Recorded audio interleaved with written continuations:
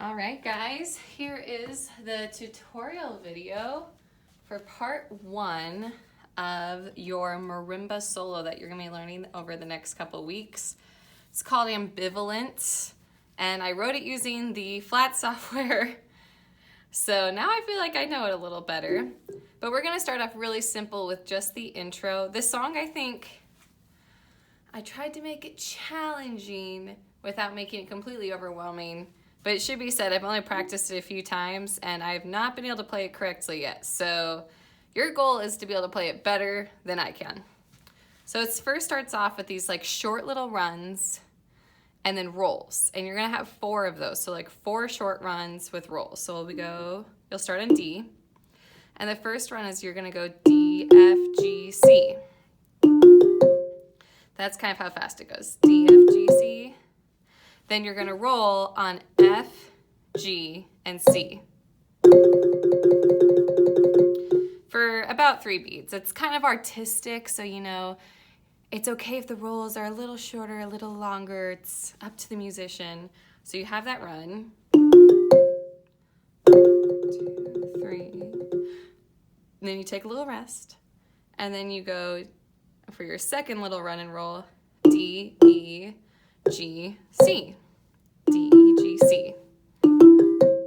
And then you roll on, it's the exact same roll that you did before, except you're going 1 up on all of them. So G, A, and D. So what you've got from the beginning, you've got 3.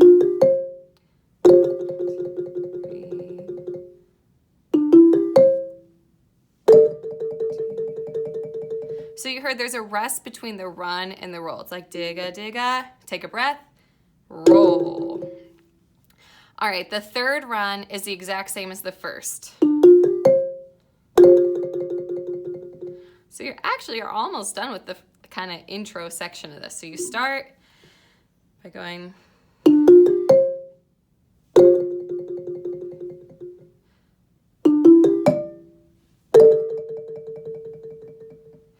And then you do the beginning one again. Make sure you really kind of squish those 2 mallets because they're right next to each other. All right, and then the last run is the lowest one. You're going to start in C, and you're going to be C, E, F, A. C, E, F, A. It's like the crunchiest one. And then G, A, B. The gab roll. So your whole intro starts with this one.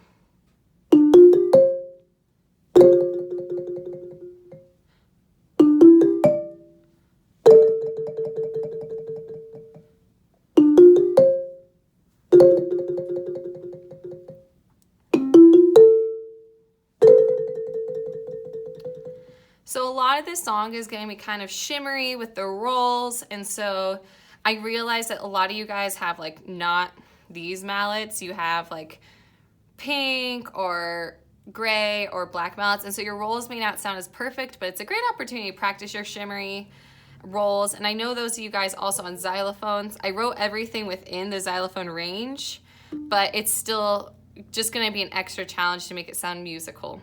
Now, I want to show you one other thing for this video this week, and that's the beginning of what your left hand does on the second section. Because I think if you learn how your left hand goes now, your life is going to be so much easier next week. The whole piece is a 3 mallet piece. So you're going to start after you did all that last gab roll. What your left hand does is you're going to go to D and G. And you're going to hit this D and G 10 times, but you need to make it fit. Let's see, 1, 2, 3, 4. So it's kind of like you're accenting on 1, 5, and 9. 1, 2, 3, 4, 5, 6, 7, 8, 9, 10. 3, 4, 5, 6, 7, 8, 9, 10. It doesn't have to be a super crazy accent, but I am looking for that accent. So you do that. And then you do the same thing on your D and F. So you start in D and G. 3, 4, 5, 6, 7, 8, 9, 10. And then it changes. You're going to do 6 more D and F. 1, 2, 3. And that time the accent's on 1 and 3. 1, sorry, 1 and 4. 1, 2, 3, 4, 5, 6. And there's no accent on those. So everything's been on D and G and D and F. And I know some of you guys really love the numbers, so it was 10 on D and G, and technically 16 on D and F, and then 4 on D and G again. But I really want you to count by those accents. 1, 2, 3, 4, 5, 6, 7, 8. I just messed it up. Okay.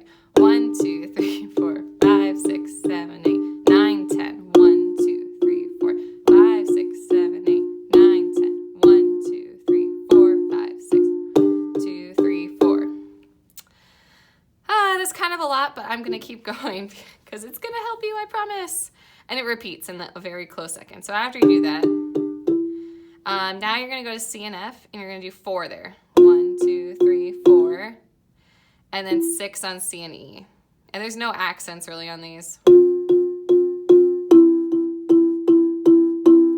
4, 6. It's all in 10. We're in 5/4 time for those of you guys who are interested in time signatures, which is a really weird time signature to be in.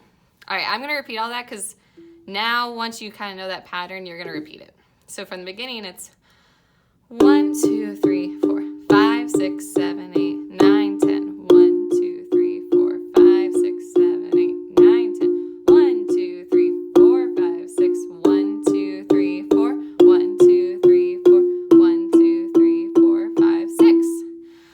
All right, then you repeat that entire thing with only one very small change. The very small change is at the end. Instead of going on C and E, you're going to go on C and D, because we're about to get into our crunchy section. So the whole kind of, if you count what I taught you here, if you call that the intro, this is kind of part 1. So the whole part 1 left hand's going 1, 2, 3, 4, 5, 6, 7, 8, 9, 10. 1, 2, 3, 4, 5, 6, 7, 8, 9, 10. 1, 2, 3, 4, 5, 6, 3, 4. 1, 2, 3, 4.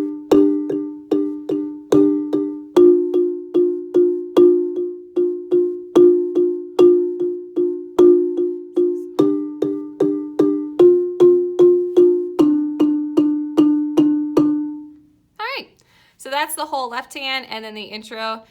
Just like with Una Funa, I know you're gonna have to probably like go back and forth with this again. The biggest difference between Una Funa is this song, being able to play it in its entirety, is going to be a part of your final. So I really recommend you learn it well so that you do well on your final. All right.